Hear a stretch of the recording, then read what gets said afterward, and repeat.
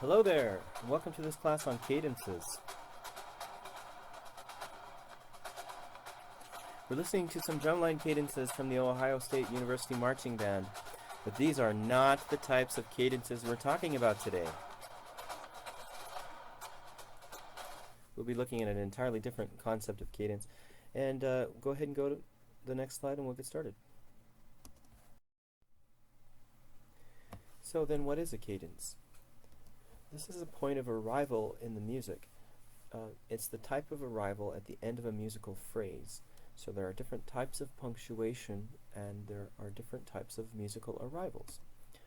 So we can think of a cadence as a type of musical punctuation mark. Some cadences are going to sound more final than others. So while some may sound like a period, some may sound like a comma, or some may sound like an exclamation point. So here are three phrases in the song Sleepers Awake.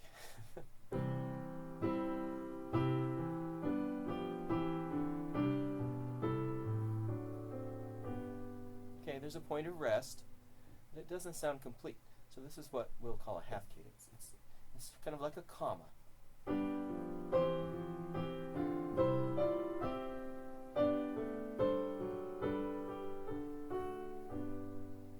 Okay, another point of rest, but it still isn't settled.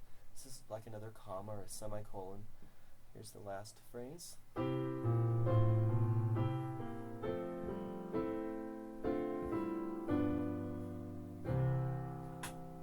Okay, that definitely sounds final. So some of those sounded incomplete and some sounded final. So the period and the exclamation mark are more final sounding than punctuation like a comma or a question mark. So essentially any cadence that doesn't end on the tonic is going to sound more like a comma than a period. So those first two cadences I played for you ended on the dominant, and then the third one ended on the tonic, and that's it's a large part of what makes them what they are. And these cadences have different names. The first type of cadence that we're going to talk about is any phrase that ends on the dominant. Okay, so here's a phrase.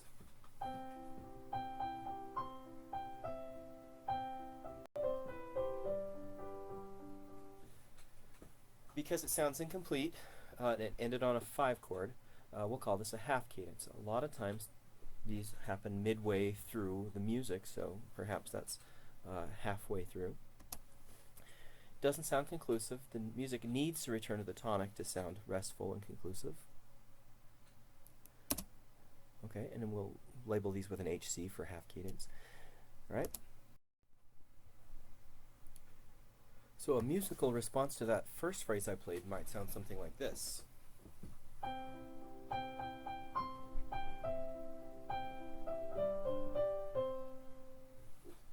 Right? So that's a musical answer to the question that was posed before.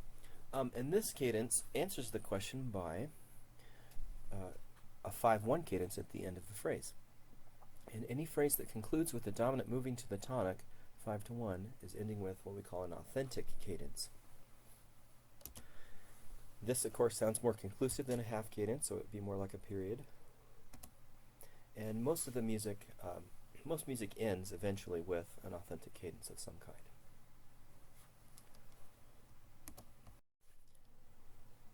So there are actually two different kinds of authentic cadences. One of them we call perfect and the other is imperfect. One is stronger and more final sounding than the other, and then that's the perfect authentic cadence. So let's look at that.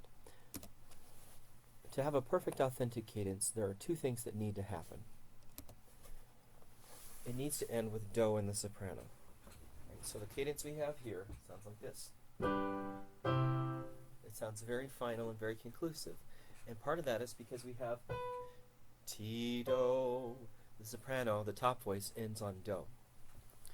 The other thing that makes it sound final is that both of the chords, the 5 and the 1, are in root position.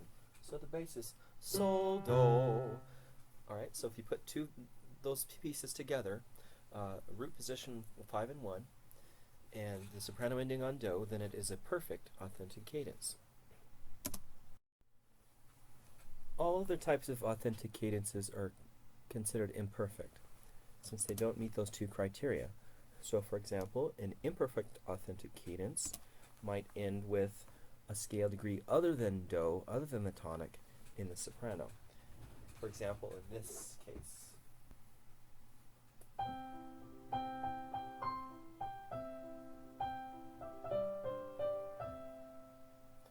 Right? The soprano ended re, mi instead of re, do, making it slightly less final sounding.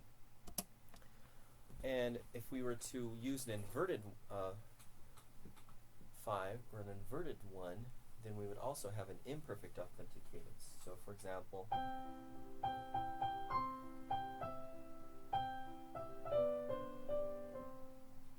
so in that case, I have an inverted 5 chord. So it's not quite as strong of a motion harmonically, so that's an imperfect authentic cadence. Another possibility would be to use a substitute for the 5 like the 7. So that's definitely a less strong cadence. It would sound something like this.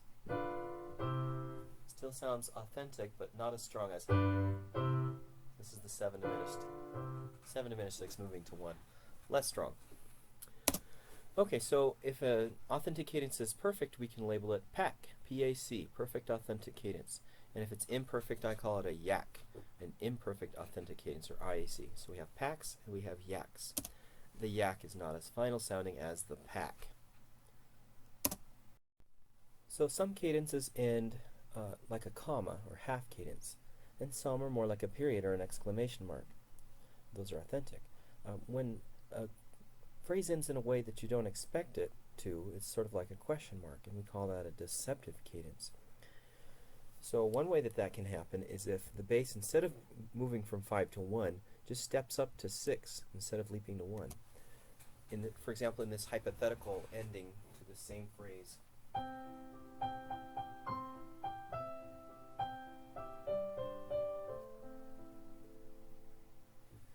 right?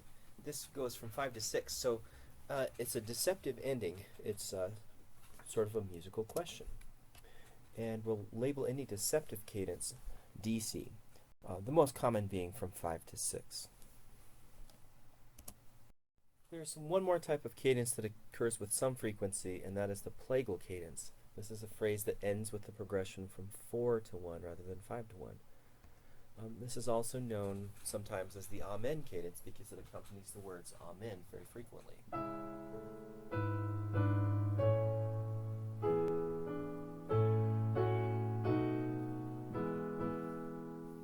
And then amen,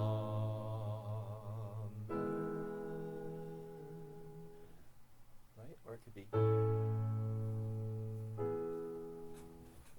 So 4 to 1 is what we call plagal, and we can simply label that PC, or you can write out plagal. So those are the main types of cadences. So to summarize then, we have half cadences, perfect authentic cadences, imperfect authentic cadences, deceptive cadences, and plagal cadences. And one final word here about cadences in music. Remember, if you're trying to find cadences in a score, remember that not all 5-1 progressions are going to be authentic cadences, only those that occur at the end of a musical phrase. We're looking for punctuation at the end of a phrase. So to find a cadence, you would listen to the music and identify resting points in the flow of the music. When you find the end of a phrase, then you'll be able to identify the cadence that comes at the end of the phrase. These cadences will usually happen at regular time intervals.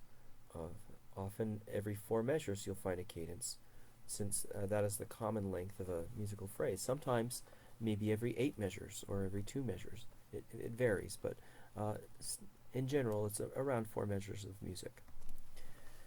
The length of a phrase often will coincide with the capacity of human breathing, so a singer's phrase would be roughly 4 measures of singing. Okay, so you are equipped now to go to your music and find the cadences that occur in it, the types of punctuation, and hopefully that will help you to communicate this music more meaningfully. And now you're ready to take the quiz that follows this lesson.